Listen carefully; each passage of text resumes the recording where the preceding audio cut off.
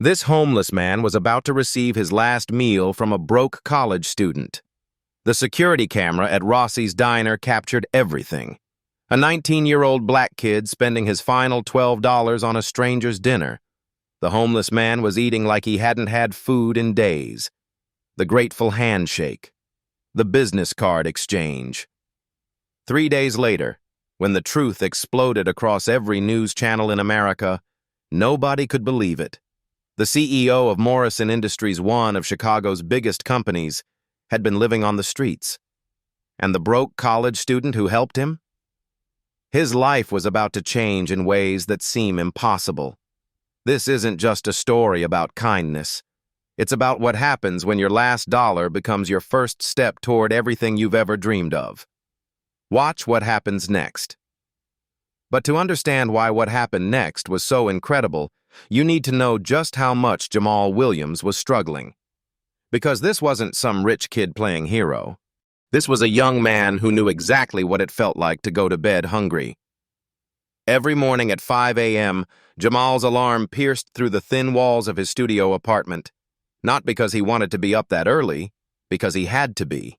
The cramped space he shared with his 16-year-old sister Keisha was all they could afford. 400 square feet. One bed that Keisha slept in while Jamal took the couch. A kitchenette with a mini fridge that barely worked. And rent that ate up most of his paycheck every single month. 6 months ago, their grandmother had passed away. The woman who raised them both after their parents died in a car accident when Jamal was 12. She left them the apartment, but also left them completely on their own. At 19, Jamal became Keisha's legal guardian, which meant college dreams. Put on hold. Full-time university? Impossible. His future had to wait because his little sister's present mattered more. So he found a different path. Community college at night, work during the day, sleep when he could. His daily routine was brutal. Study from 5:30 to 6:30 a.m. while Keisha slept. Shower with cold water because the hot water heater was broken and they couldn't afford to fix it.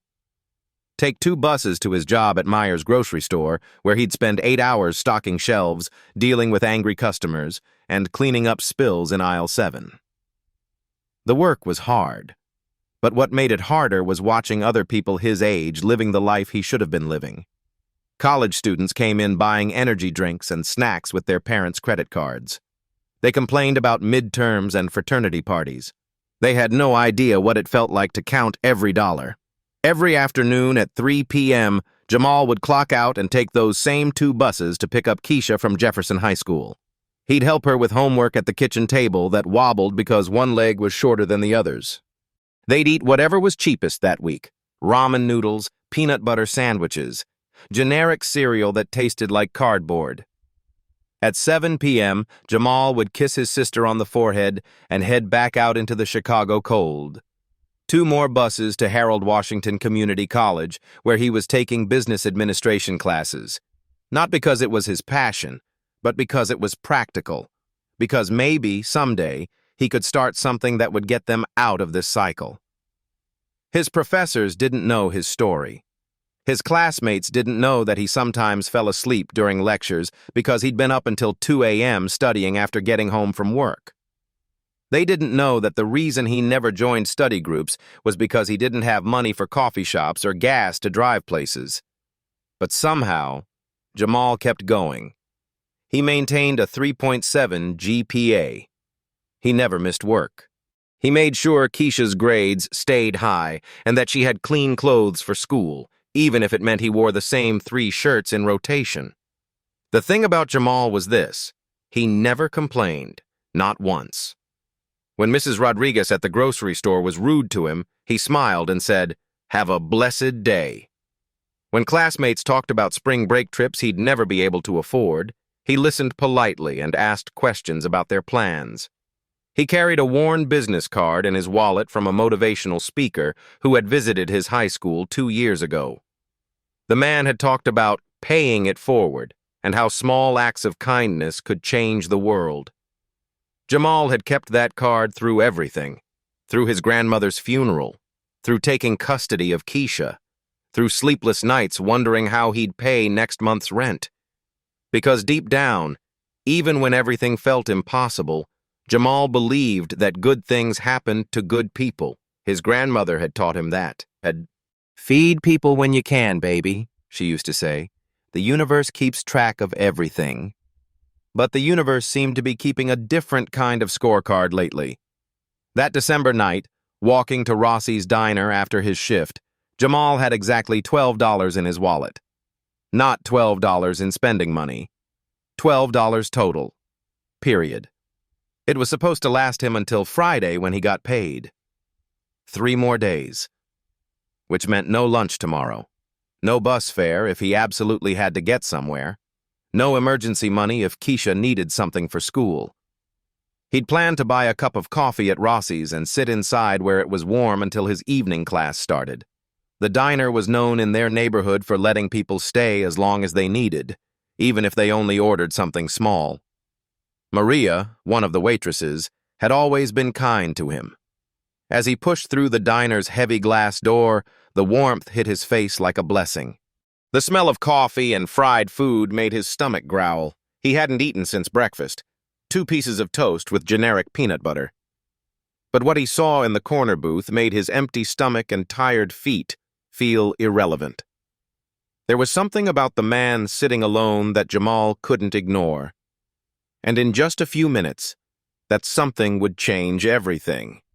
That December night, something was different about the usual crowd at Rossi's diner, and what Jamal was about to witness would test every lesson his grandmother had ever taught him.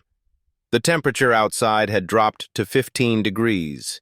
With the wind chill, it felt like death, the kind of cold that cut through your clothes and made your bones ache.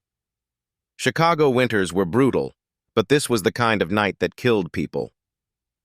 Jamal found a small table near the window and ordered the cheapest thing on the menu, a cup of coffee for $2. As he wrapped his frozen fingers around the warm mug, his eyes wandered to the corner booth where an elderly white man sat completely alone.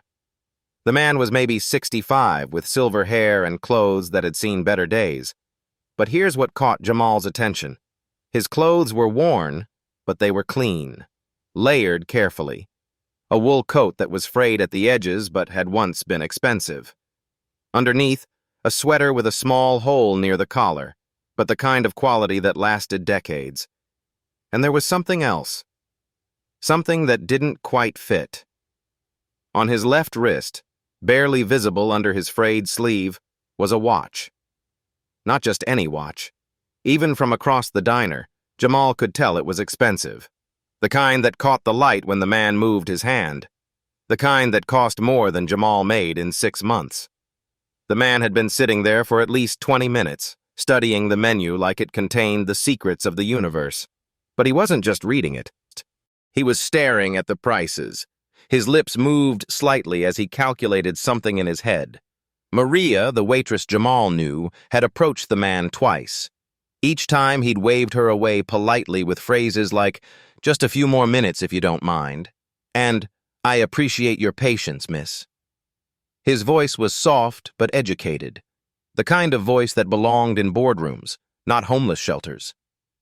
That's when Jamal realized what was happening. The man was hungry, really, truly hungry. But he was also broke. Outside, the wind howled against the windows. The weather report that morning had warned everyone to stay indoors. Shelters across the city were already full. This wasn't the kind of night anyone should be wandering the streets. But it was getting worse inside the diner, too. More people kept coming in, shaking off snow and stamping their feet. People who had somewhere warm to go eventually. The manager, Mr. Rossi, kept glancing toward the corner booth. He wasn't mean, but he ran a business. Tables were for paying customers. The man in the corner seemed to understand. He reached into his coat pockets and searched them carefully. Then his pants pockets. Then his coat pockets again. Each search became more desperate. His shoulders sagged a little more each time his hands came up empty. That's when he started coughing. It wasn't just a little cough. It was deep, coming from his chest. The kind that made other people in the diner look over with concern. The kind that said this person was getting sick, and being cold and hungry wasn't helping. Jamal watched as the man tried to muffle the coughing with his sleeve, tried to make himself smaller in the booth, tried to disappear. Maria noticed too. She walked over with a glass of water and set it down gently. "On the house," she whispered. The man looked up at her with gratitude that seemed way too big for such a small gesture. "Thank you, miss. You're very kind." Even his thank you sounded different, formal, like he was used to saying please and thank you to people who worked for him, not the other way around. Jamal found himself doing the math without meaning to. His $12 could buy the man a meal. The meatloaf special was $8, with coffee and tax maybe $12.50. But that would leave him with nothing, actually less than nothing. 3 days until payday, no lunch tomorrow, no bus money if Keisha needed something, no emergency fund if something went wrong. His grandmother's voice echoed in his head. "Feed people when you can, baby." But could he? Really? The man started to stand up, clearly preparing to leave. But as he rose from the booth, he swayed slightly, caught himself on the table, made a quiet sound that was part exhaustion, part defeat. The diner suddenly felt too warm. Jamal could feel sweat on his forehead despite having been freezing just minutes before. His heart was pounding like he'd been running. This wasn't just about money anymore. This was about life and death. The man was sick, broke, and about to walk out into a Chicago winter that could kill him. Every reasonable part of Jamal's brain screamed at him to stay seated, to mind his own business, to think about Keisha and their own survival. But his feet were already moving, and what he was about to do would change both of their lives forever. What happened next would be caught on the diner's security camera, and 3 days later, that footage would go viral across every social media platform in America. Jamal's legs felt like they belonged to someone else as he walked across the diner floor. Each step seemed to echo louder than it should. The man was still standing, one hand gripping the edge of the table for support, clearly preparing to leave. "Excuse me, sir?" The man turned. Up close, his eyes were the brightest blue Jamal had ever seen. Intelligent, alert, but tired in a way that went deeper than just needing sleep. "Yes, son?" Even that simple response confirmed what Jamal had noticed from across the room. This man spoke like someone used to being in charge, like someone who had given presentations to boardrooms full of important people. "I wondered if you'd like to join me for dinner." The man blinked. For a moment, he seemed completely caught off guard, like this was the last thing he'd expected anyone to say. "Oh, son, I couldn't impose." "You're not imposing. I'm inviting you. Please." The word please seemed to hit the man differently. His expression softened. He studied Jamal's face for a long moment, as if trying to solve a puzzle. "That's very kind of you, but I'm afraid I can't." "Sir." Jamal's voice was gentle but firm. "It's December in Chicago. It's 15 degrees outside, and you're coughing like you might be getting sick." The man's hand went unconsciously to his chest. "I insist," Jamal continued. "Please, let me buy you dinner." Another long pause. The man's eyes searched Jamal's face again. Whatever he saw there seemed to convince him. "All right. Thank you. That's extraordinarily kind."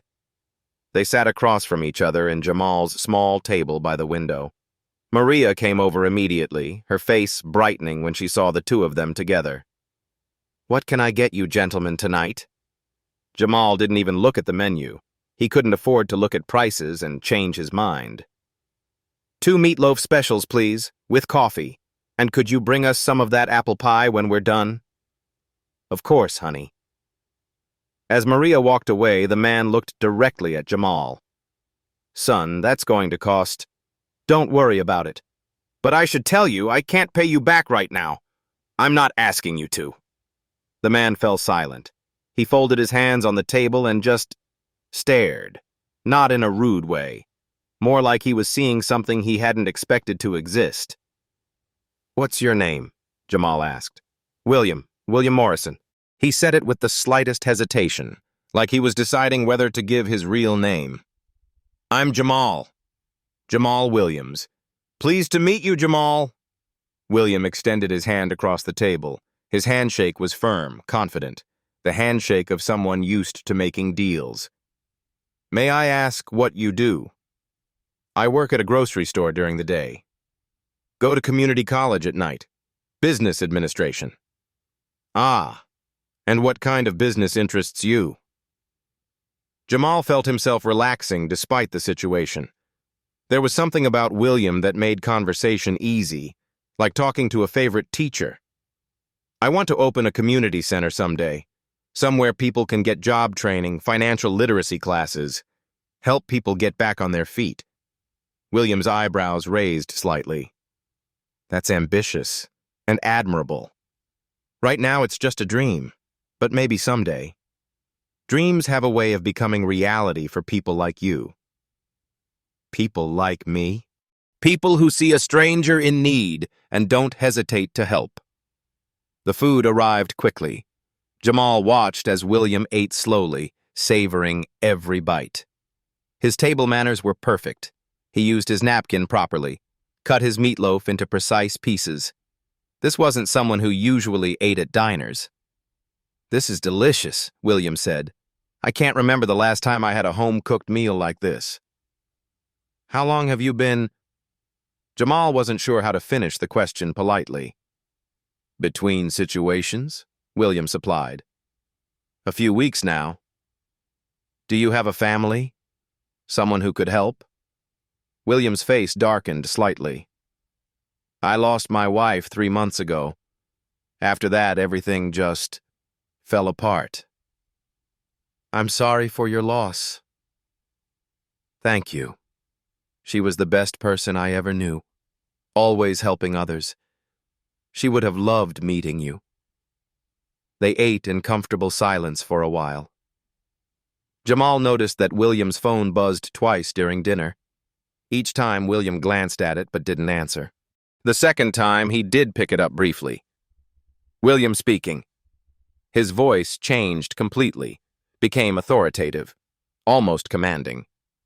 "Not now. I'll call you back." He hung up quickly and turned his attention back to Jamal, but not before Jamal noticed something interesting. The way William had answered that phone call sounded like a man used to being in charge of important things.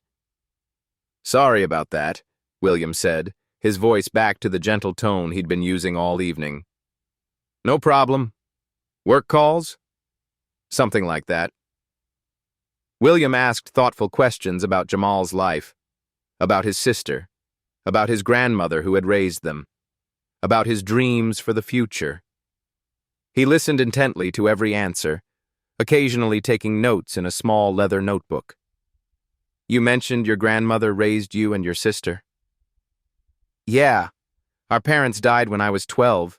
Grandma took us in. She passed away 6 months ago." "So you're taking care of your sister now?" "She's 16. I'm her legal guardian." William stopped eating. "You're 19 years old, working full-time, going to school and raising a teenage sister? It's what needs to be done." "That's remarkable, Jamal. Most people your age can barely take care of themselves. I had a good teacher. My grandma always said, 'Take care of your family first, but don't forget to take care of strangers too.'" William smiled for the first time all evening. "She sounds like a wise woman." She was. She used to say the universe keeps track of everything. Good deeds, bad deeds. It all comes back eventually. I believe that too. As they finished their pie, Jamal noticed something else odd. Outside in the parking lot, a black SUV with tinted windows had been idling for the past 20 minutes.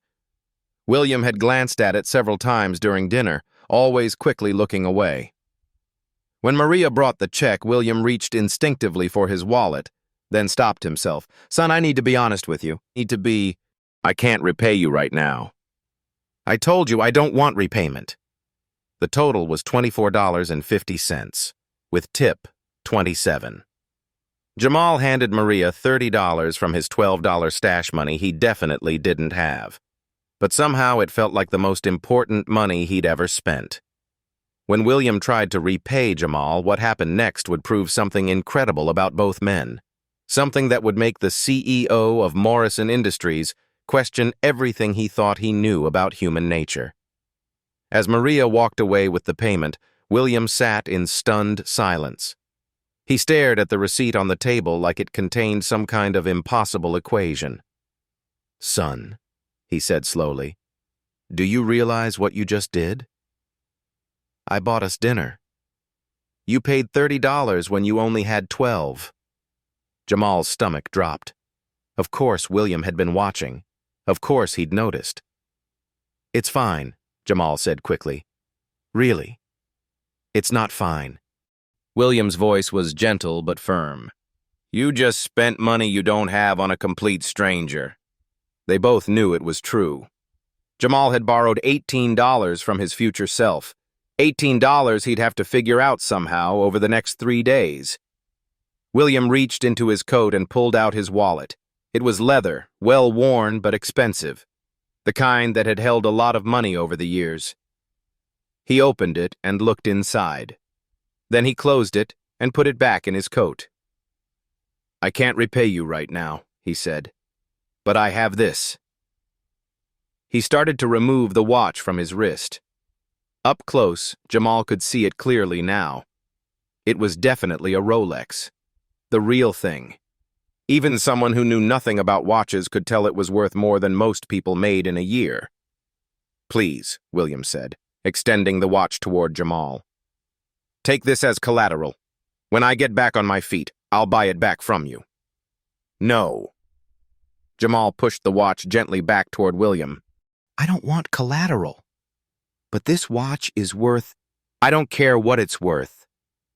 William froze. You don't care?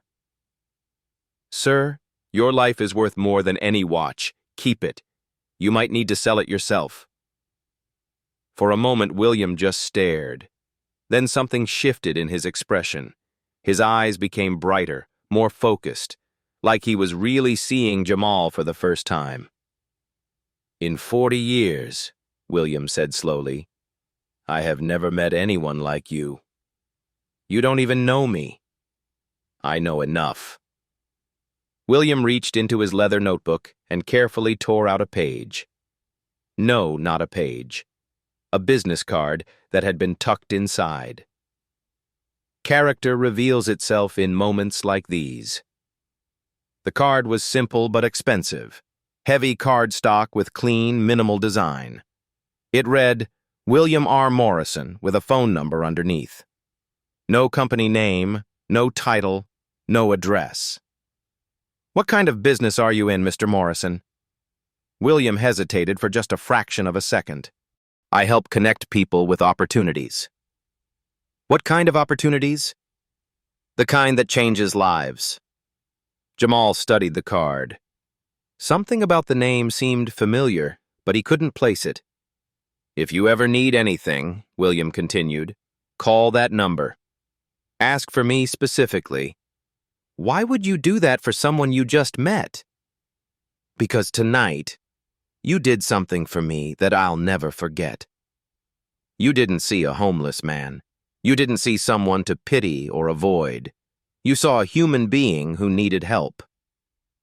Outside, the black SUV's engine started.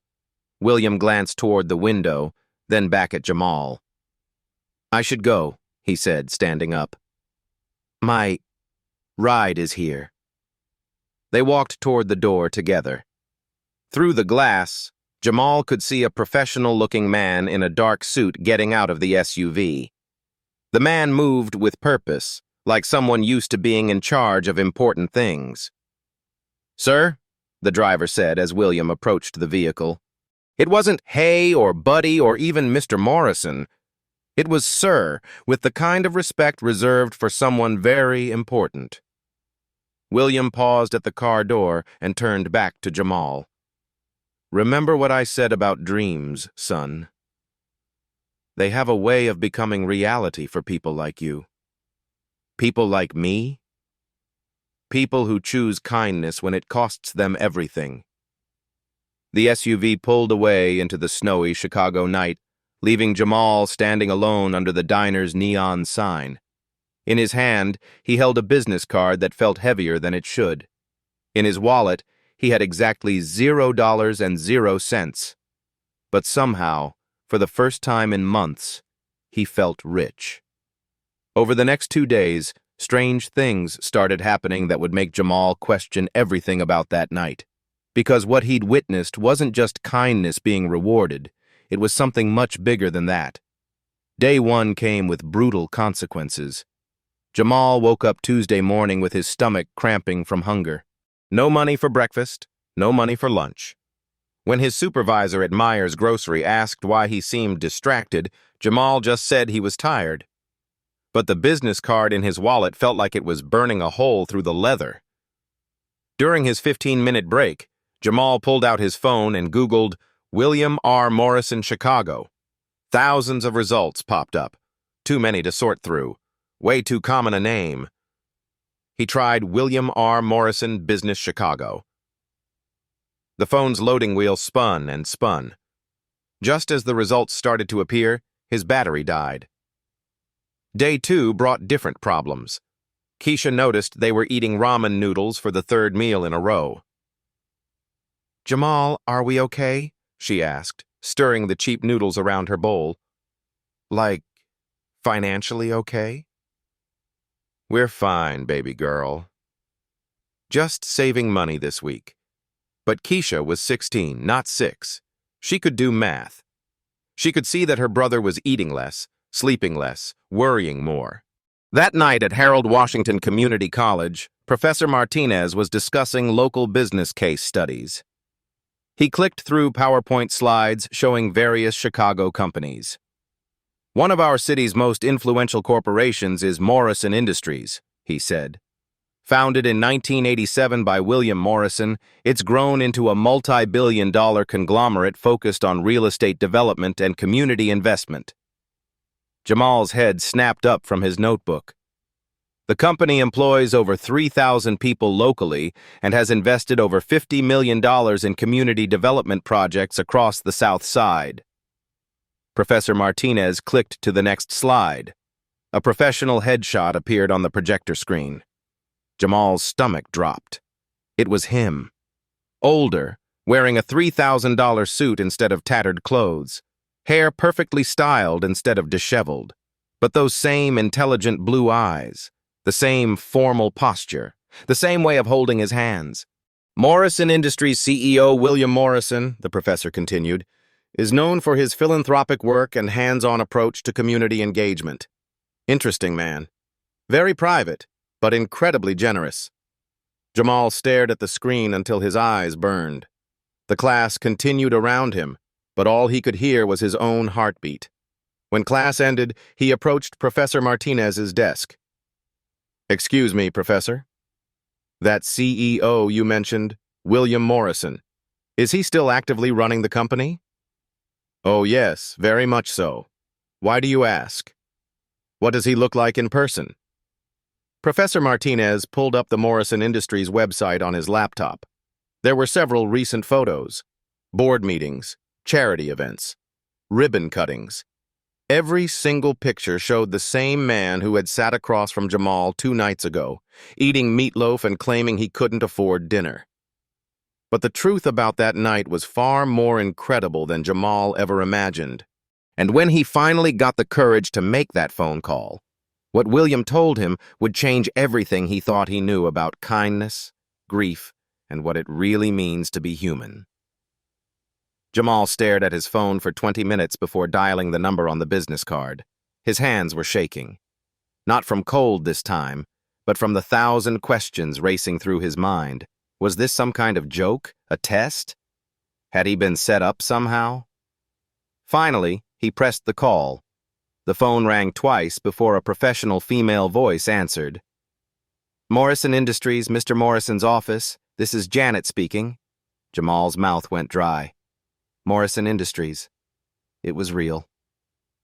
Hi. I'd like to speak with William Morrison, please. May I ask who's calling? Jamal Williams. He gave me this number and said to ask for him specifically. There was a pause. A long pause. Long enough that Jamal wondered if the call had dropped. Please hold, Mr. Williams. Classical music filled his ear. Jamal's heart pounded as he waited. This was really happening. He was really calling the CEO of a billion-dollar company. A man who had been sitting in a diner booth, pretending to be homeless, eating dinner with his last $12. Jamal. William's voice was warm, familiar, but different somehow, more confident, more in charge. Mr. Morrison, I found out who you are. I suspected you might. Why didn't you tell me? There was another pause, but this one felt different, thoughtful rather than awkward. Can I ask you something, son? If I had introduced myself as the CEO of Morrison Industries that night, would you still have helped me? Of course I would have. But would you have helped me the same way? Jamal thought about it. I really thought about it. I don't know. Maybe not. You might have helped out of pity instead of respect. You might have seen a rich man who lost his way instead of a human being who needed kindness. But you lied to me. I never lied, Jamal. I just didn't tell you everything. What's everything? William took a deep breath. Even through the phone, Jamal could hear the weight of what was coming. The truth is, I was homeless that night, not because I had to be, but because I chose to be. I don't understand. 3 months ago, I lost my wife, Sarah. We were married for 35 years. She was my best friend, my business partner, my everything. When she died, I fell apart. Jamal sat down heavily on his couch. This wasn't what he'd expected. I couldn't function, William continued. Couldn't make decisions. Couldn't face the office or the board meetings or the charity galas. Everything reminded me of her. So I took a leave of absence from the company. But why were you on the streets? Because I needed to remember what it felt like to be human again. Sarah always said I'd gotten too comfortable in my ivory tower, too disconnected from the people our company was supposed to serve. William's voice cracked slightly. She ran our charitable foundation, you know. Spent every day working with families who were struggling, people who were one paycheck away from disaster. She'd come home and tell me stories about real courage, real sacrifice, and I'd nod and write checks and think I understood. But you didn't? I understood numbers. I understood tax write-offs and public relations benefits. But I didn't understand what it actually felt like to be hungry, to be cold, to have strangers look through you like you don't exist. Jamal found himself leaning forward, completely absorbed. So I decided to find out. I gave my assistant some excuse about needing time to think. I left my credit cards and identification at home, took $100 cash and went to see how long I could survive. How long have you been out there? That was my 4th night. I'd spent the first 3 sleeping in shelters, eating at soup kitchens, learning what it really meant to depend on the kindness of strangers. And you were actually hungry that night? Starving. I'd spent my last $7 the night before. I hadn't eaten in 18 hours. That wasn't an act, son. That was real. Jamal's mind raced. But the watch! I kept the Rolex because it was the last gift Sarah ever gave me. I couldn't bring myself to sell it even when I was truly desperate. So when I offered to buy you dinner, you saved my life. But more than that, you reminded me who I used to be, who Sarah fell in love with all those years ago. William paused again. You see, Jamal, you didn't help me because you felt sorry for me. You helped me because you saw someone who needed help. You didn't lecture me about making better choices or getting my life together. You just saw a human being and responded with humanity. Anyone would have done the same thing. No, son. Oh, they wouldn't have. I sat in that diner for 4 hours over those 4 nights. Dozens of people saw me. You were the only one who did anything. Jamal felt tears stinging his eyes. Your wife would have been proud of you that night, he said quietly. She would have. That's exactly what she would have done. And that's why I have to ask you something important. What? I want to offer you a job, Jamal. A real job. With my company. Jamal's phone nearly slipped from his hand. But I'm just a... You're exactly what we need. What I need. Someone who understands what real kindness looks like. Someone who knows what it's like to sacrifice for others. Mr. Morrison, I don't have experience running big programs or... Experience can be taught, Jamal. Characters cannot. And you have more character in your 19-year-old heart than most executives develop in their entire careers. What kind of job? I want you to help me rebuild our foundation. Help me remember what Sarah was trying to teach me. Help me turn Morrison Industries into the kind of company that actually changes lives instead of just writing checks. Jamal sat in stunned silence. Are you serious? Dead serious. The question is, are you interested? What William offered next would solve every problem Jamal had ever faced.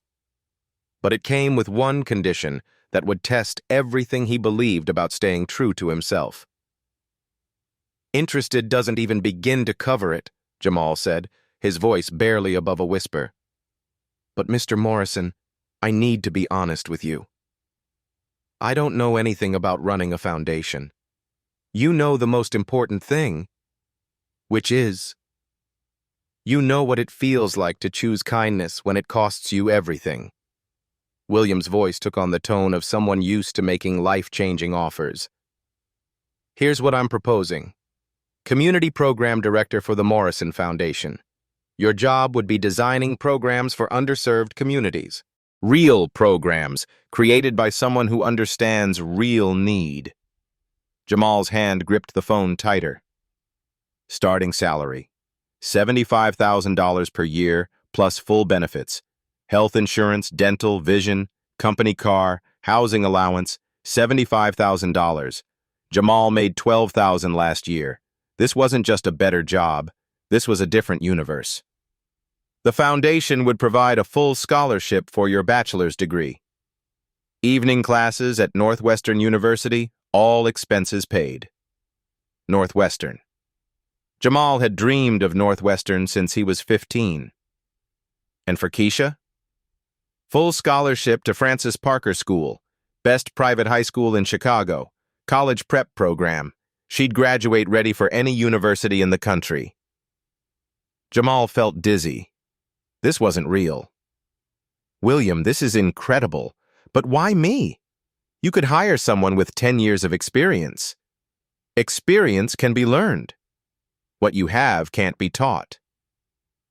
What do I have? You understand what it's like to make an impossible choice and choose kindness anyway. Most nonprofit managers have never spent their last $12 on a stranger. William paused. My wife Sarah started as a social worker making $18,000 a year. She built our foundation because she never forgot what it felt like to struggle. I need someone with that authenticity. What would I actually be doing? Travel to communities, assess real needs, not what we think they need from our boardroom, but what people actually need. Design programs with community input. You'd trust me to lead that? You'll have a team, training, and mentorship from me personally, but yes, I'd trust you to lead. No more double shifts. No more choosing between textbooks and groceries. No more watching Keisha eat ramen because he'd spent their food money on kindness. But then came the fear. What if I mess it up? You're smart enough to sacrifice for your sister. You're smart enough to help a stranger when you have nothing. Intelligence isn't just test scores, son. There's one condition, William said. Non-negotiable. Jamal's stomach tightened. The catch. What's that? You must never lose sight of what made you help me that night. I don't understand. Power changes people, Jamal. Money changes people. I've seen good people get comfortable and forget what it's like to struggle. They start making decisions from their heads instead of their hearts. William's voice became serious. I need someone who will always remember what it feels like to have $12 and choose to spend it on someone else. Promise me you'll never forget that feeling. I promise. Because the moment you start seeing people as statistics instead of human beings, you'll lose everything that makes you special. When would I start? Finish your current semester. Start in January. That gives us time to set up your transition. Transition? New apartment for you and Keisha, closer to Northwestern and Parker School. Moving expenses covered. 6 months living expenses up front so you can focus on learning instead of worrying about money. This was really happening. William, I need to ask something. Anything. That night at the diner, was any of it real? The hunger, the desperation? William was quiet for a long moment. The hunger was real, Jamal. The desperation was real. I was genuinely broken and needed help. What wasn't real was the idea that I had no other options. So it was a test? No. It was a man who had lost his way, being saved by someone who showed him authentic kindness. This job offer isn't a reward for passing a test. It's recognition of who you already are. And if I hadn't helped you, then I would have walked into that Chicago winter and continued learning what it meant to be human.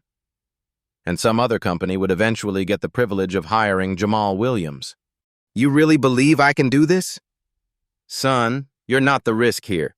The risk would be letting someone else have this opportunity. Jamal closed his eyes. Thoughts about Keisha, about Northwestern, about never having to choose between kindness and survival again.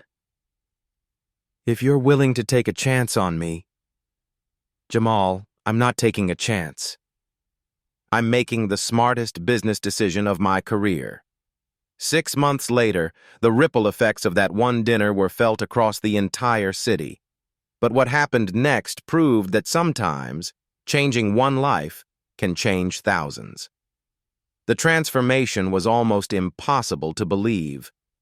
Jamal Williams, who 6 months earlier had been counting his last $12 outside a diner, now walked confidently through Morrison Industries wearing a tailored suit. But he still took the CTA Blue Line to work every morning. I want to remember where I came from, he told Chicago Tribune reporters. The moment I start taking a private car is the moment I stop understanding the people we serve. Keisha thrived at Francis Parker School. Honor roll every semester. Debate team captain. Already talking to college recruiters from Stanford and Yale. But every Sunday, she volunteered at the Southside Food Bank. My brother taught me that success means nothing if you don't lift others up, she said during her valedictorian speech. The Morrison Foundation was completely reimagined under Jamal's leadership. Gone were programs designed by committees who had never experienced poverty. In their place were initiatives created with the communities they served. The Last Dollar Fund became their signature program. It provided immediate assistance to people who had spent their final resources helping others. Within 6 months, they documented over 500 such cases across Chicago. Maria Santos, a single mother from Pilsen, spent her last $40 buying groceries for an elderly neighbor. When the Last Dollar Fund heard her story, they paid her rent for 3 months and connected her with healthcare job training. I never thought anyone noticed the small things, Maria said, but Jamal's team sees everything. The street-level assessment program required every foundation employee to spend 1 week annually living in the communities they served, not visiting. Living. You can't design solutions for problems you've never experienced, Jamal explained to Harvard Business School students during a viral YouTube lecture. The results were staggering. Program effectiveness increased 300%. Community satisfaction jumped from 2.1 to 4.7 out of 5. The Foundation's programs were being replicated in 12 other cities. William Morrison himself was transformed. The grief-stricken CEO who had lived on Chicago streets was now energized in ways colleagues hadn't seen since Sarah's death. He instituted Community Fridays, where executives left boardrooms to work directly in Foundation programs. "Jamal saved my company," William told Fortune magazine. "But more than that, he saved my soul." Media attention was overwhelming. Good Morning America, The Tonight Show, a Netflix documentary called The Last Dollar won 3 Emmy nominations. Morrison Industries stock increased 28%. But the most significant change happened at Rossi's Diner. The corner booth where Jamal and William shared their life-changing meal now bore a small plaque. "In memory of Sarah Morrison and in honor of everyday kindness." Every December, the Foundation sponsored a community dinner where 100 people ate for free. The only requirement: each guest shared a story of unexpected kindness. Isabella Rodriguez was one of those guests. 17, working 2 jobs while maintaining a 4.0 GPA to support her disabled mother. She had heard Jamal's story and decided to help her elderly neighbor, Mrs. Lane, who couldn't afford heart medication. Isabella spent her college savings $237 on Mrs. Lane's prescription. When she shared this at the community dinner, she didn't know Mrs. Lane was a retired chemistry professor who would tutor her for free for 6 months. Isabella earned a full Northwestern scholarship. She now studies biochemistry and works part-time at the Morrison Foundation. "The circle keeps growing," Jamal observed during a board meeting. "Every act of kindness creates more kindness." The numbers supported his observation. The hashtag #LastDollarChallenge generated over 50,000 documented acts of kindness. Food banks across Chicago reported 40% increases in volunteers. 3 major corporations launched similar initiatives. But the most meaningful change couldn't be measured in statistics. 1 year later, on the anniversary of that frozen December night, something magical happened at Rossi's Diner that proved kindness truly does come full circle. December 15th, 7:30 p.m. The same booth, the same time. Jamal sat across from William, both wearing casual clothes instead of business suits. Maria, now assistant manager and engaged to Jamal, served them coffee with a smile that could light up the whole diner. "Can you believe it's been a year?" William asked, stirring sugar into his coffee. "Feels like a lifetime ago," Jamal replied, "but also like yesterday." This had become their tradition. The annual Kindness Dinner at Rossi's, where the Morrison Foundation sponsored meals for 100 community members. No speeches, no cameras, just connection. That's when she approached their table.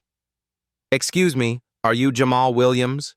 The young woman was maybe 17, with nervous energy and calloused hands that spoke of hard work.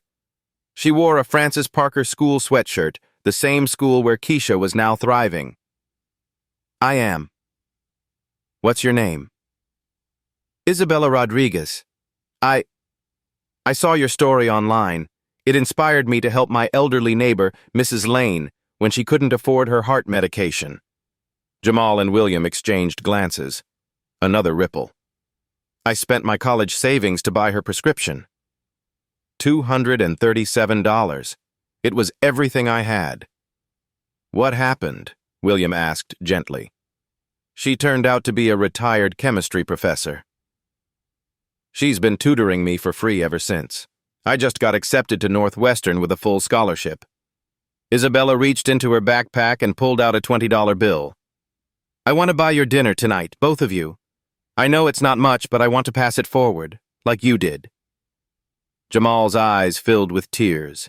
He looked at the $20 bill, probably Isabella's lunch money for the week, and remembered counting his own last $12 in this exact spot 1 year ago.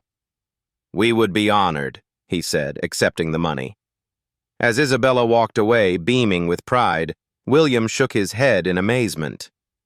"The circle continues," he murmured. "It always does," Jamal replied. "Kindness is like compound interest. It keeps growing." Later that evening, as they prepared to leave, William pulled out a small wrapped box. "For you," he said, "a 1-year anniversary gift." Inside was a simple silver watch. Not expensive like William's Rolex, but elegant. Engraved on the back were the words, "Time spent on others is never wasted." Sarah Morrison. "She would have loved you, you know," William said quietly. "I wish I could have met her." You did, in a way. Every time you choose kindness over comfort, you're carrying on her legacy. As they walked out into the December night, warmer this year, but still crisp, Jamal fingered the business card he still carried in his wallet. Not William's card anymore, but Isabella's. She had joined the Morrison Foundation's Youth Advisory Board and was already designing programs for student-to-student mentorship. The kindness that started with $12 had become a movement. The last dollar fund was now national. The diner network had expanded to 43 cities, but most importantly, somewhere tonight, another person would choose to spend their last dollar on a stranger, and the circle would continue. The question isn't whether kindness pays off. The question is whether you're brave enough to find out. Right now, somewhere in your city, someone is sitting alone, counting their last few dollars. Someone else is one act of kindness away from having their entire life changed. And you? You might be the person who connects them. It doesn't take much. Jamal had $12. Isabella had 237. You might have 5. You might have 50. The amount doesn't matter. What matters is choosing to see the human being in front of you. So here's my challenge. This week, look around you differently. Notice the invisible people, the person struggling with groceries, the elderly neighbor who seems lonely, the student who can't afford lunch. Your $12 moment is waiting. Share a story of unexpected kindness you've witnessed in the comments below. Tag someone who restored your faith in humanity. And if this story moved you, hit that subscribe button and ring the notification bell. Because the world needs more proof that ordinary people can create extraordinary change.